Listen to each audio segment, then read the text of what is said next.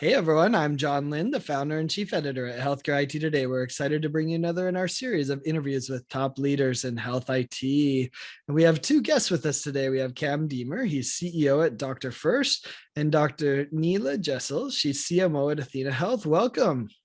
Hi, John. Good to be here.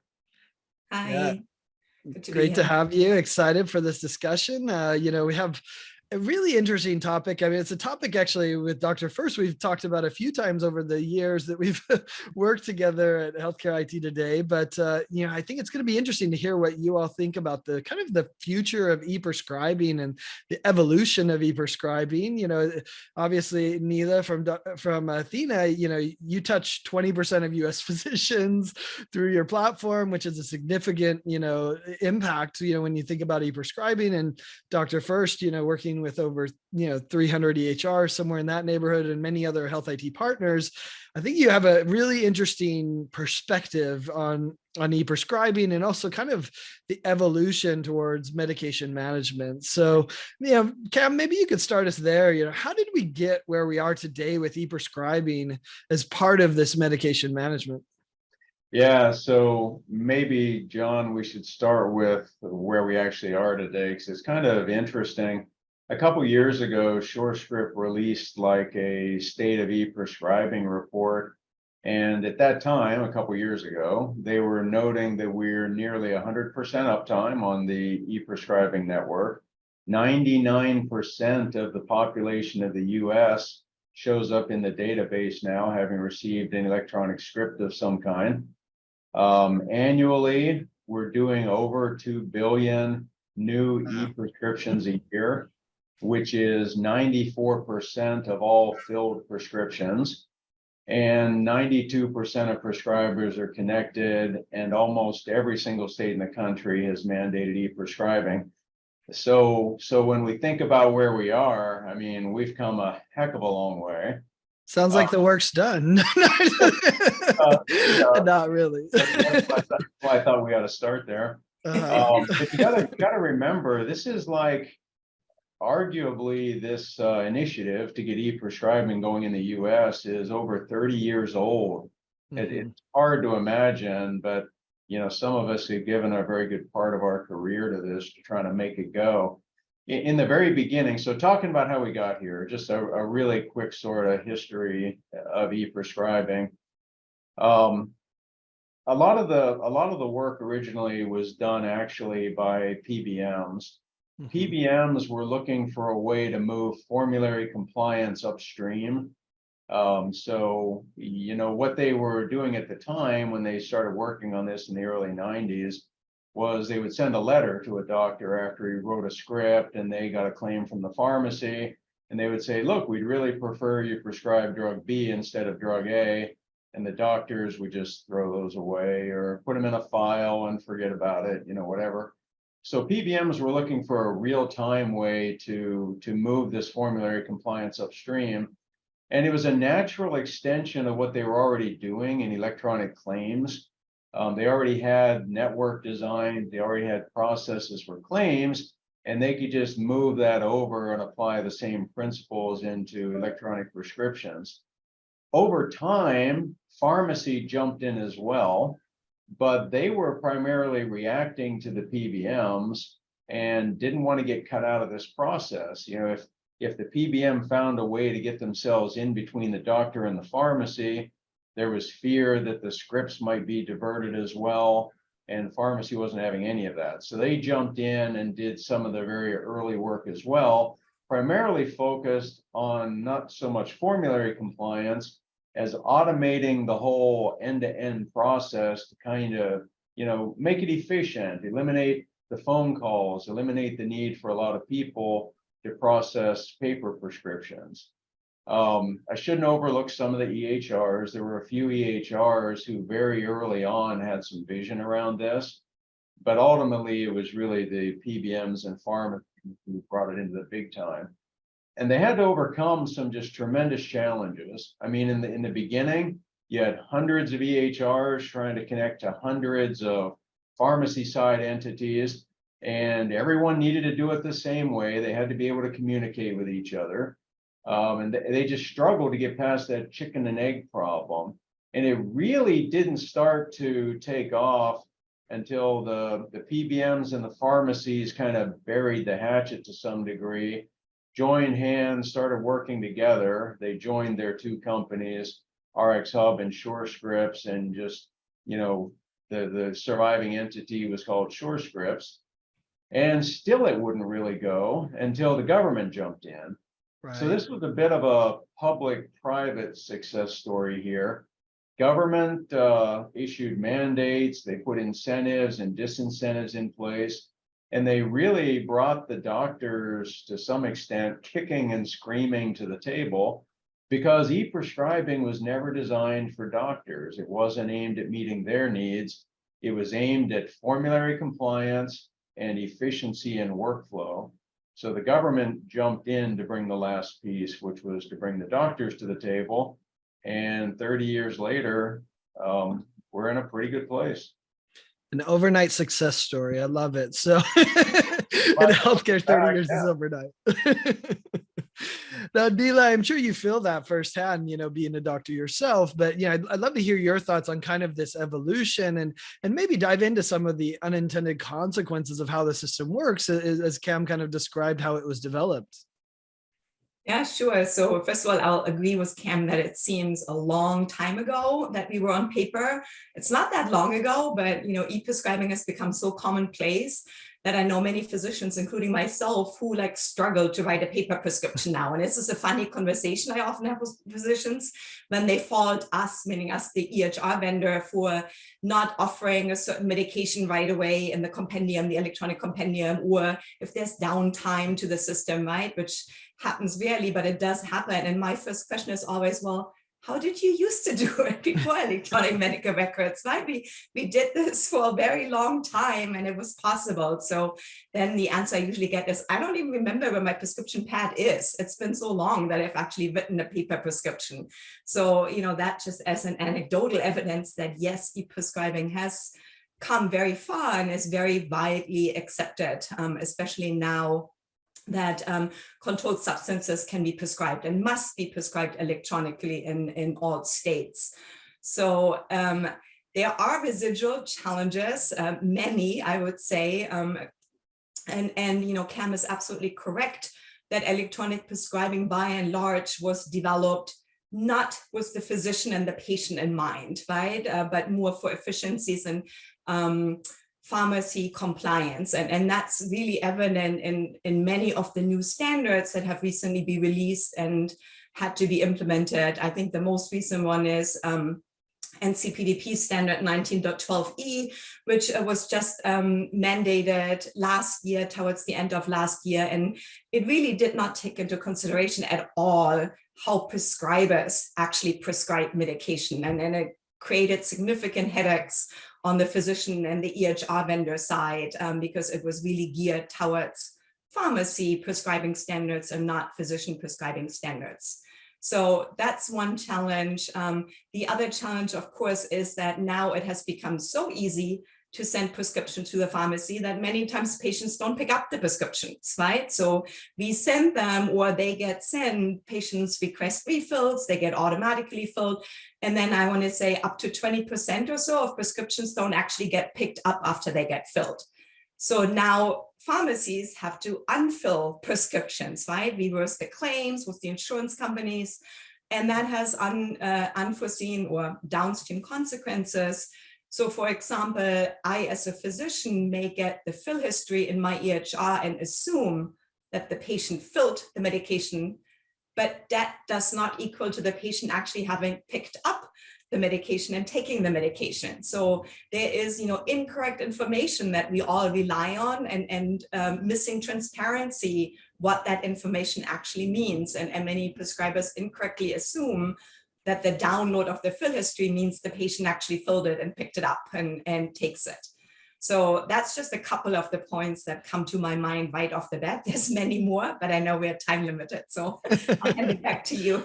Well, I mean, I obviously jokingly said that we're done, right? But as you highlight, there's so much more to do in this. And Cam, I mean, as you think about it, there's been a lot of changes to the healthcare environment, in ongoing changes and challenges, especially even in how we think about this, right? From, okay, I just want to send a script to the pharmacy, to that whole medication management. What would you say, and how would you look at it, why we need to kind of redefine e-prescribing and even medication management in general? And what do you see happening that way? So I wanted to jump in a little bit on, this issue of unintended consequences, because that leads right into how the environment's changed and why this matters today. Yeah, definitely. We talked earlier, Nele just mentioned it again, that doctors and patients were really left out of this equation. The problem was they don't have any really great access point. Doctors historically have found it hard to organize themselves, and to some degree it's been regulated out of their reach. And patients really don't have anywhere to get in on this at all. So they don't have a lot of input in the standards process, which Nele just pointed out. And they just don't really have any say in the workflows, so they're really just on the sidelines watching what happens, which isn't to say they don't get any value from the network, but the value is more incidental to them and doesn't really necessarily reflect what they want out of, e-prescribing or prescribing in general. Standards all are dominated by these corporate entities, by the ownership and management of the e-prescribing network. So the unintended consequences of that are pretty profound. I would say there are three major problems. The first one is really serious, that the clinical uses of data and of the network itself, because it's controlled by just a handful of players, primarily PBM and pharmacy, they've only got a limited interest in clinical workflows. And this results in business models that are unfortunate, and to simply like shutting down legitimate clinical uses of the data and of the network, because the owners and managers aren't necessarily interested in supporting those use cases or managing down the costs around those uses of the data. Simple example, as communities are finding it harder to get access to healthcare, you'll see regulators in states federally are starting to look at emergency medical services at first responders and saying, look, they're out in the community, they get there first on the scene.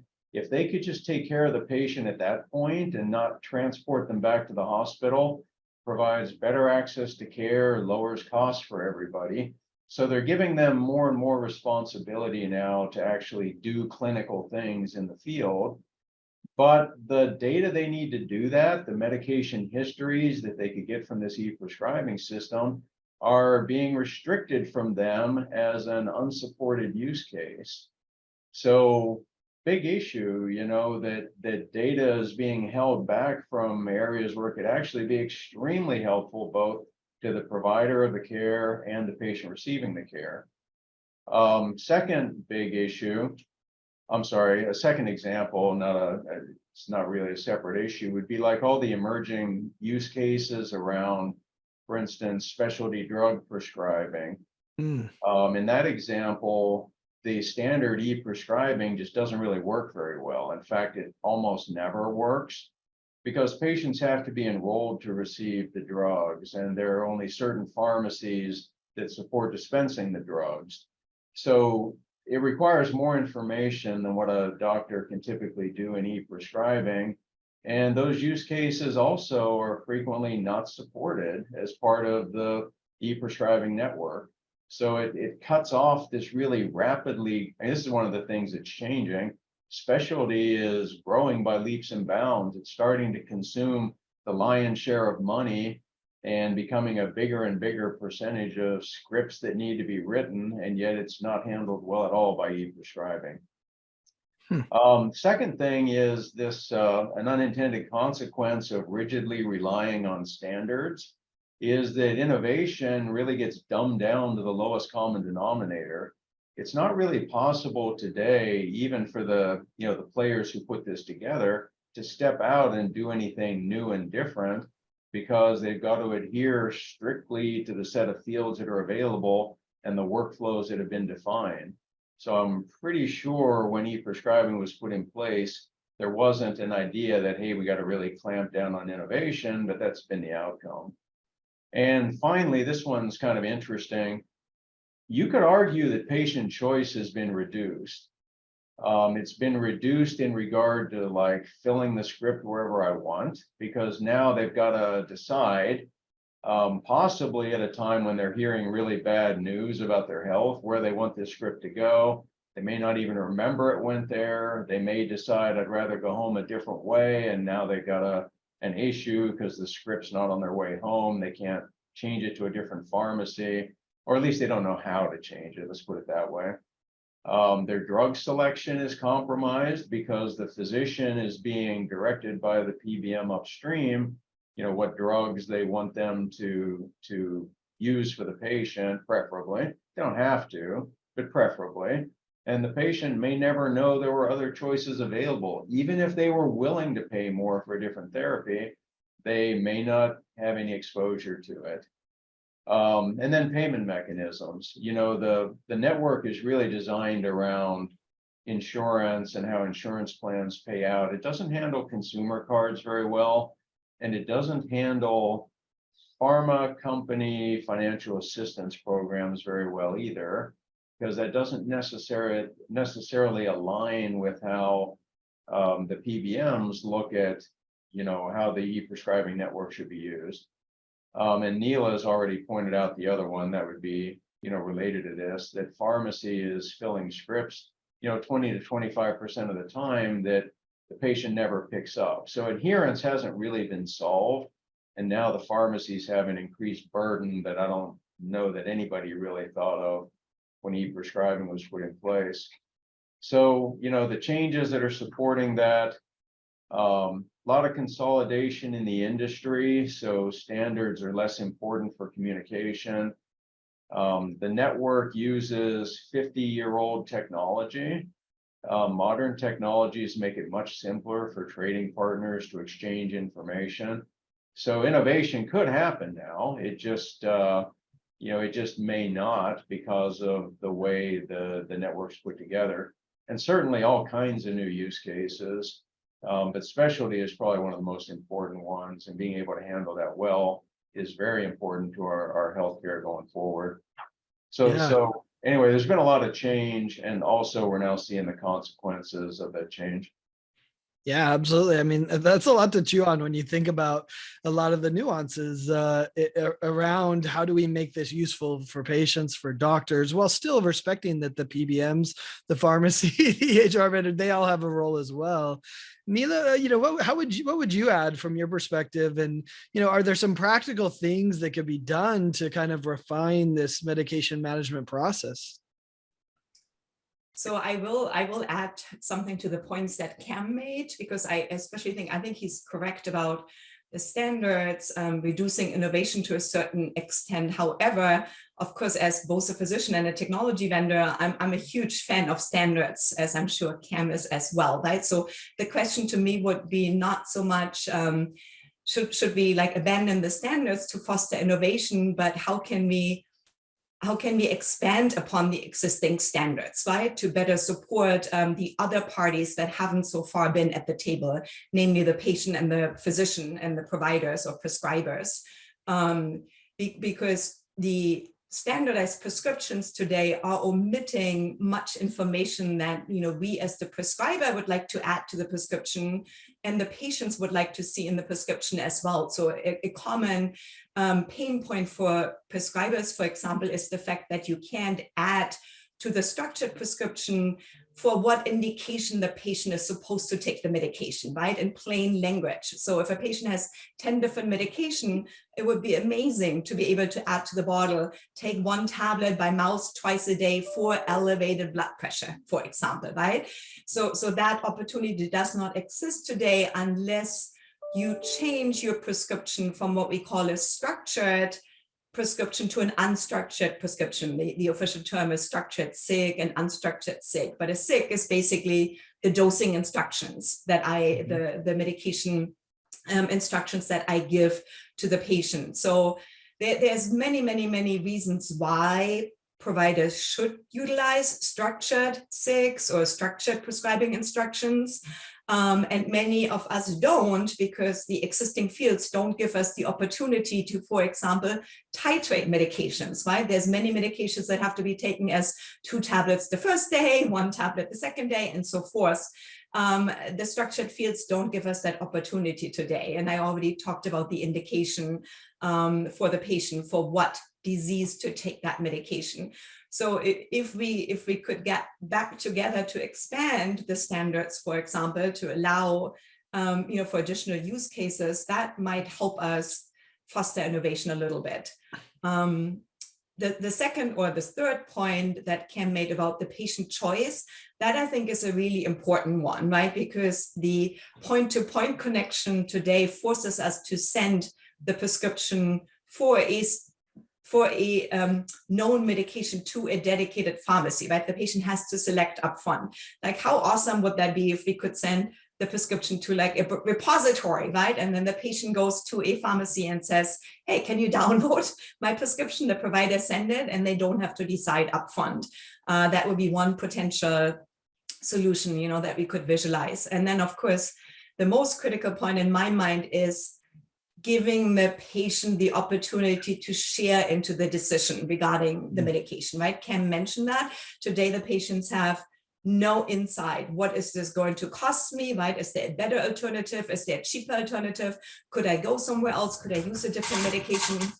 And that is a pain point that we're actively trying to solve today with new technology, called real-time benefit checking, that actually allows us to surface information at the point of care. When the prescriber queues up the prescription in the electronic health record, it surfaces information. What will this cost? What's the patient's insurance? What will this particular medication cost? What will it cost at a different pharmacy? What will it cost with a 90-day supply versus the 30-day supply? Is there an alternative medication that might be even cheaper and is equivalent to the medication the prescriber selected? So, by surfacing this type of information at the point of care, the patient can get involved to a degree in their decision. We'll talk more about how this can affect medication adherence.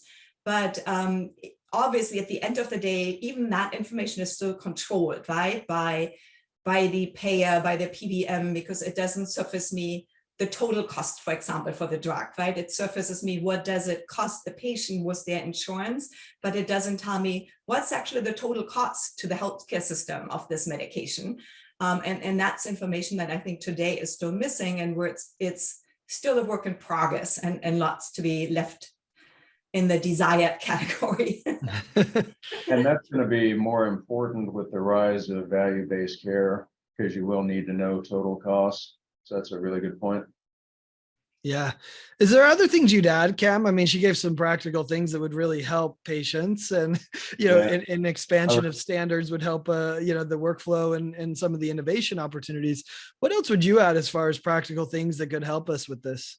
I was kind of smiling to myself when you asked that question, because I was thinking, none of the changes are really practical, but they really need to happen, so let's say they're necessary. I guess I would say there are some things government needs to add to this, and there's some things from the private sector. So let me go way out there and say, gee, if the government would just do this would be great.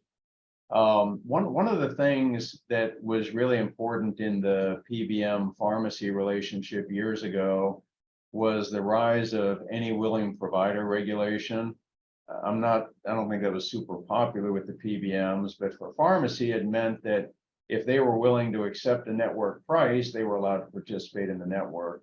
I think we need any willing provider regulations around access to clinical data, things like med history, eligibility, benefit checks, controlled substance and vaccine registries. the current business models tend to lock that data up for the use of only a few, who then can sort of parse it out as they deem fit. And that's really not right. That needs to be made available to anyone willing to, use it meaningfully. And there shouldn't be, winners and losers in terms of pricing around access to clinical data. So there's other things I could ask from the government, but if that would happen, that would free up all kinds of opportunities for the network to expand and grow and innovate. On the private sector side, I think it's interesting if you start to think about the prescription more as a conversation than as a transmission. So like some of what Dr. Jessel was addressing, that the physician could ask for information, receive information, essentially really perfect that script before it goes to the pharmacy. And that would meet both physician and patient needs in a way that we haven't seen yet. As a simple example, the patient and the doctor would like to know, is that drug even in stock? So for the physician to be able to say, hey, pharmacy, I'm thinking about writing for this drug, and the pharmacy says, oh yeah, I've got that in stock, or I don't have that in stock, but it's coming in tomorrow. That gives the physician information, that they can talk to the patient about. Can you wait till tomorrow? Or I don't want you to wait till tomorrow. Let me try again at another pharmacy. So being able to have some back and forth between the doctor and the pharmacy around, the cost of the drug, availability of the drug, financial assistance available for the drug. Often there is financial assistance, but the pharmacies don't necessarily pick that up out of the prescription transaction, don't necessarily use it, and the patients don't necessarily even understand it, what's available or why it would be okay or not okay to use. So anyway, there's other examples, but the ability to have a back and forth between doctor and pharmacy that happens fast enough not to slow down the process would be a really interesting change in the way electronic prescriptions work. I think also, thinking about the patient after the script's written, finding new ways to, let them know about affordability options, let them know different options on where they can fill the script to save money or to make sure it's in stock, helping them understand their therapy better. I mean, how many times do you leave the doctor's office and you're kind of fuzzy on, what was my diagnosis again? And why am I taking this drug? And I forget how I'm supposed to take it. So, I guess expanding e-prescribing to encompass the patient needs as well. The only other thing I'd mention, John, we didn't even bring this up yet. Identity is a really big problem these days. As e-prescribing has gotten so ubiquitous, there's a lot of bad actors. DrFirst itself has seen dark web traffic around identities on our network and ways to find your way past the identity proofing process. And we've had to just really focus on tightening up. And I know it's a general issue around the whole e-prescribing network. So being able to have stronger, but also simpler, faster identity proofing, because it's a major pain point for doctors, and the ability to syndicate that identity to other systems the doctor might want to use so they don't have to identity proof themselves over and over and over after they've already done it once. I think there's a lot of room today actually to work on identity management as well. So those, I think, are some of the main things we're thinking about in terms of how we can refine e-prescribing. Yeah, absolutely. I mean, the identity management is a problem. And we see that in controlled substances, right? Where you start the two-factor, and how do you make it usable for the doctor, but also, understand and prevent fraud and other bad actors in the system. So Nele, you focused a lot on, how do you assist your providers, right? And also even just to get the patients more engaged to improve adherence and health outcomes, which I'm sure is a focus of athenahealth as we move to more value-based arrangements and your providers need those types of outcomes. Talk about what you're doing there and kind of how have providers and patients responded to these efforts? Yeah, absolutely. First of all, I want to say that I completely second Cam's wish list. You'll take that too. Item on it. Santa Claus, please bring. So yes, absolutely. So obviously, at Athena, we want to try to wick away work from our providers and clinical staff too, right? Everybody is overworked, especially in the healthcare industry, in the medical practices. The 3 years pandemic haven't helped. So we try to automate as many tasks as possible and make it as easy as possible for providers to actually concentrate on the important piece, which is the diagnosis and the treatment, right? And actually taking care of the patient. So we try to help by automating the entire medication prescribing process. So it starts by downloading the history of prior prescriptions, right? Because especially if it's a new patient, providers and prescribers don't always have the full medical history at hand. So the patients will often come in with an entire plastic bag full of, tablets and packages, and we have to painstakingly reconcile it. So we help by downloading that prescribing history, and that also includes medications that patients filled by paying cash that didn't go through insurance into the electronic health record. So prescribers start out with a full medical history as far as medications is concerned and can make better decisions regarding potential interactions with new prescriptions they're planning to execute upon. Then obviously we try to make the electronic prescribing easier by leveraging all kinds of different intermediaries to send the prescription directly to the pharmacy, including real-time benefit checking information, which I just mentioned. So that really is intended to facilitate conversations between providers and patients at the point of care, right? About cost, insurance coverage, alternative medications, 30-day versus 90-day supply.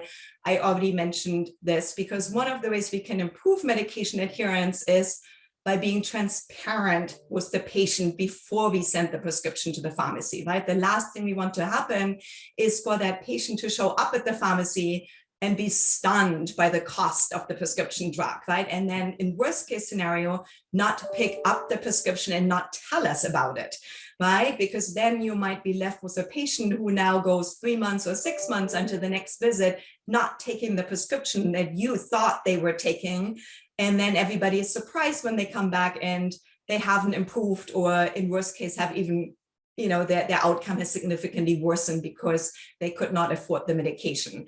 So I think having that transparency and also the shared decision-making at the point of care is crucial for good patient care. And it coincidentally, even though it's a couple more clicks during the visit, it saves a significant amount of work downstream, right? The patient, we will avoid the phone call back from the pharmacy. Hey, this is too expensive. Can you change the prescription, right? This now occupies staff time. They have to track me down in the exam room, have me make a new prescription. So all this can be avoided by bringing that transparency directly to the point of care when that prescription actually happens.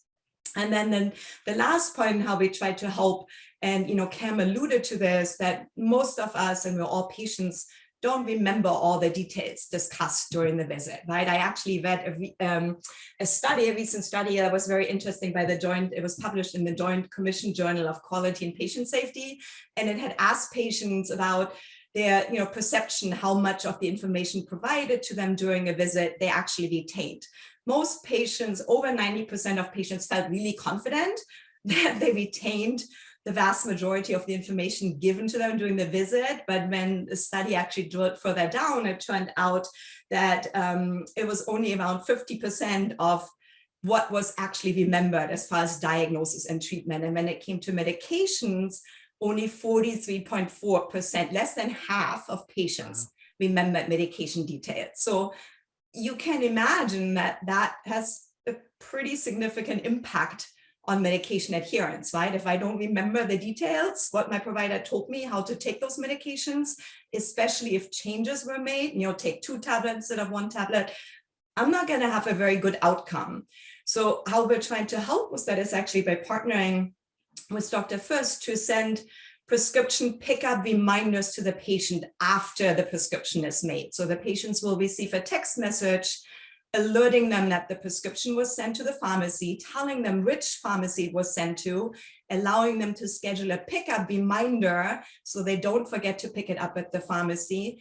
And then it also serves coupons if there are coupons available. Let's say it was an expensive brand name medication, a generic didn't exist, and there's a coupon available to help with financial assistance. We will actually surface this in the message. And then lastly, and most importantly in my mind, we surface educational information around that medication. So for those patients who don't remember what we discussed during the office visit, or who were perhaps intimidated, right, and didn't want to let it on that they didn't understand what I was discussing, they can now read up on it in the comfort of their own home on their phone.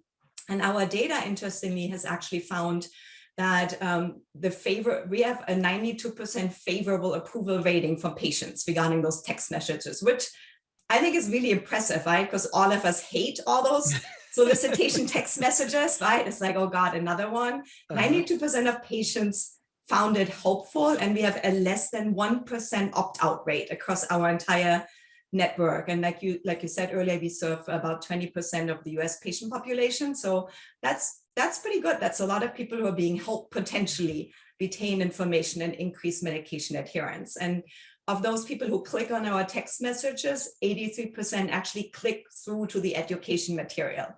So hopefully that can help improve that 43.4% retention rate that the study found. So again, I'm sure there's lots more things we can do and that we would like to do, but that's just in a nutshell what we're currently doing to help both prescribers and patients on the clinical side.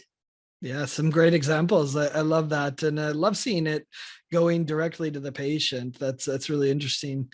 You know, Cam, as we wrap up, you know, how is DrFirst kind of approaching this work with partners? You know, obviously, she gave some great examples with athenahealth, and what you're doing. You know, what else? You know, how does DrFirst think about this as assisting these partners to kind of refine the medication management process? Yeah, let me start with this. You know, when we started in the beginning, we were talking about the progress the network's made over time. It really is a bit of a healthcare IT miracle, because the players involved, PBM, pharmacy, physician, patient, there are conflicts of interest between all those parties. And the fact that they found a way to work together and create something as good as what they created is fantastic. But in order to take it to the next level, what we're doing as a company is we're trying to make sure we stay in touch with each of those entities and dive pretty deep into what they need now and what they're going to need in the next 5 years or so. And we're looking outside the current restrictions of the technology and the relationships and saying, this actually responds to something Nele said earlier. I do believe in standards. I'm extremely clear in my head on what value standards create, but also where they stop short. And we're starting to take a stronger look at where the standards are no longer meet the needs of the industry and will take too long to catch up, and saying, can we introduce new technology into those spaces now, so that recognizing the consolidation that's happened on both sides of the transmission, is it possible now to just put trading partner relationships in place where people can experiment with each other? They can fulfill some of these more complex use cases like specialty, and have more information available, like that, conversation we were talking about with pharmacy and physician. So we're trying to do the thought leadership. We're staying in touch with all the players, and we're building some of that technology now so that we can start to experiment. And maybe it won't take another 30 years, to put the layer on top of this that lets everybody be where they really want to be. And when we, for players who can't reach that level, they can still communicate with everyone because the standards are all in place. So everybody involved's done a great job. Everybody's got past their own, business issues with each other. But now's the time to really take the lid off innovation and see what's possible. So it's an exciting time. Love that. Well, Cam, Nele, it's been really interesting and showing how much further we've gone beyond e-prescribing and everything that's happening with medication management. So thanks so much for taking time to share these insights and perspectives. And thanks everyone for watching and listening. If you want to find more great healthcare IT content like this, be sure to check it out at healthcareittoday.com and search for Healthcare IT Today on your favorite podcast application. Thanks, Cam. Thanks, Nele. Thanks, John. Good to see you.